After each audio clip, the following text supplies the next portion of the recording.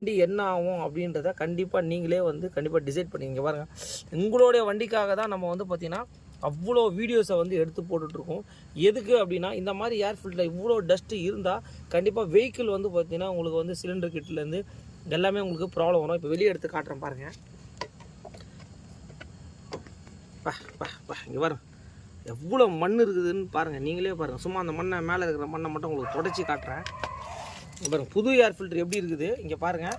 இது வந்து பார்த்தீங்கன்னா புதுசு. இங்கே பாருங்கள் உள்ள பாக்ஸ் உள்ள எப்படி இருக்குதுன்னு பாருங்கள். இப்போ இதை பாருங்கள். ஸோ ஏர் ஃபில்டரில் எவ்வளோ மண் இருக்குதுன்னு நீங்கள் லைவாகவே பார்த்துக்கோங்க. இந்த மாதிரி இருந்தால் கண்டிப்பாக வண்டி ப்ராப்ளம் தான். இங்கே பாருங்கள் புதுசு எப்படி இருக்குதுன்னு பாருங்கள். பக்கத்தில் வச்சு உங்களுக்கு லைவாகவே காட்டுறேன். இங்கே பாருங்கள் புதுசு இப்படி இருக்குன்னு உங்களுக்கு ஏர் இங்கே பாருங்கள். ஸோ கண்டிப்பாக இந்த மாதிரி தயவுசெய்து வண்டி ஓட்டாதீங்க. ஏன்னா உங்களுடைய வண்டிக்காக தான் சொல்கிறோம். 6Gயில் யாருனா வெஹிக்கிள் வச்சுருந்தீங்க அப்படின்னா உடனே போய்ட்டு இந்த ஏர் ஃபில்டரை ரொம்ப நாள் வச்சு மாற்றி அப்படின்னா கண்டிப்பாக மாற்றிடுங்க.